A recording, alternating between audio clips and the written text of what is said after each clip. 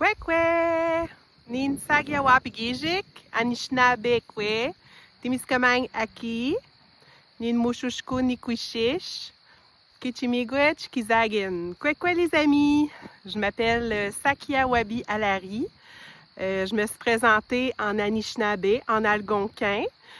Aujourd'hui, je suis ici pour vous parler de la journée de vérité et réconciliation.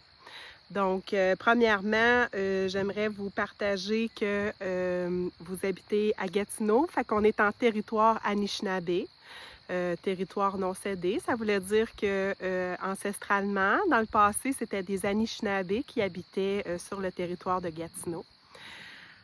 Pour la journée de vérité et réconciliation, avant de vous expliquer un petit peu le déroulement des activités que vous allez vivre avec vos enseignants et vos enseignantes, j'aimerais vous apprendre un mot qui est très simple en Anishinaabe que vous pouvez utiliser. Donc, c'est le mot « kwekwe ». Ça veut dire « allô ». Il y a beaucoup de notre langue qui est basée sur la nature. Nous, dans le fond, on a beaucoup appris à développer notre langage basé sur les arbres, les animaux, l'eau, le feu. Donc, kwekwe, c'est vraiment quand on se lève le matin, puis on ouvre la fenêtre de notre maison, puis qu'on sort dehors, les petits oiseaux, ils font « quick, quick ». Fait qu'ils viennent nous dire « allô ». Ils font « quick, quick ». Fait que on peut utiliser ça là, pour dire bonjour à nos amis, aux gens qu'on aime, comme ça. Fait que c'est « quick, quick ». Fait que je voulais vous partager ça un petit peu avant de vous partager plus sur la journée de vérité et réconciliation. Donc, moi, je suis l'enfant unique d'une maman qui est survivante des pensionnats autochtones à Saint-Marc-de-Figuerie, en Abitibi-Témiscamingue. Donc, ma maman, elle a vécu des choses difficiles dans les pensionnats. Puis, elle, sortie survivante. Donc, elle a réussi à vivre, mais il y a beaucoup d'enfants qui n'ont pas réussi à vivre dans les pensionnats. Donc, ils sont décédés dans les pensionnats.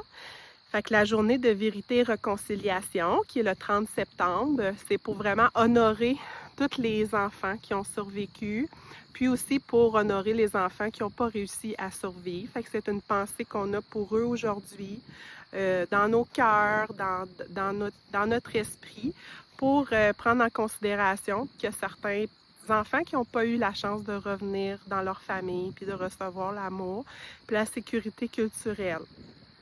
Donc, l'activité que vous allez vivre aujourd'hui, au courant de cette semaine, avec vos enseignants et vos enseignantes, c'est vous allez venir accrocher un morceau de tissu sur le bâton de protection que j'ai fabriqué, parce que je suis une artiste Anishinaabe-Kwe, une artiste des Premières Nations. Donc, vous allez tous recevoir un bâton de protection comme ça, avec du cuir de chevreuil, un petit gilet orange pour souligner la journée de vérité et réconciliation. Il y a certains items comme, ça c'est un épine de porc-épic, des coquillages. Ici, il y a une petite pochette de médecine, c'est une petite pochette de tabac. C'est très important dans notre culture, le tabac. Ça fait partie d'une de nos médecines traditionnelles. C'est ce qui vient créer le bâton de protection, avec les 4 couleurs de la roue de médecine ici, puis le signe d'une flèche. Fait que le signe d'une flèche, c'est pour représenter la légende que votre enseignant ou votre enseignante va vous partager sur l'importance d'être unis, l'unicité. Fait que l'importance de tout travailler ensemble en harmonie, puis vraiment de suivre ces belles valeurs-là pour qu'on soit plus forts ensemble, puis vraiment qu'on soit tous connectés avec le cœur. Puis j'ai aussi mis de la fourrure d'animal sur le bâton de protection qui va être accroché avec du cuir de chevreuil. J'ai mis du cuir orange pour la journée du chandail orange. Donc, vous allez venir accrocher ici en dessous avec le morceau de cuir. Vous allez venir accrocher un morceau de tissu par classe sur le bâton de protection. Puis après ça, vous allez faire une cérémonie pour accrocher le bâton de protection à l'entrée de l'école. Fait que lorsque vous allez recevoir votre morceau de tissu dans la classe, ça va être important que tout le monde prenne le morceau de tissu dans sa main, le dépose sur son cœur, puis mettre une intention de ce qu'il aimerait vivre pour soi-même, mais aussi pour les autres. Fait que ça peut être un des 7 enseignements sacrés chez les Anishinabés.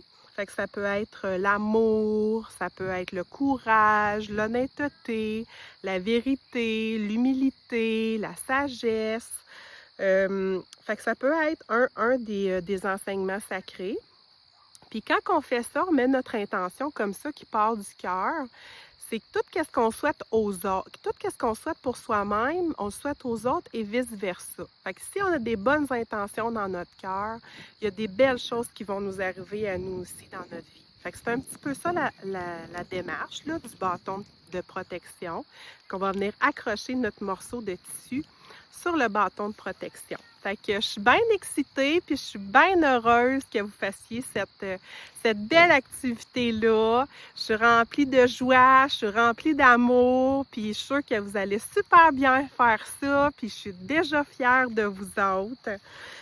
Fait que je vous en remercie beaucoup. Fait que je vais dire Kichi-miigwech pour cette belle participation à la journée de vérité et réconciliation. Puis pour terminer, je vais vous chanter un chant au tambour, fait qu'un chant avec mon tewegen, fait que mon tambour, qui a été créé pour les survivants des pensionnats.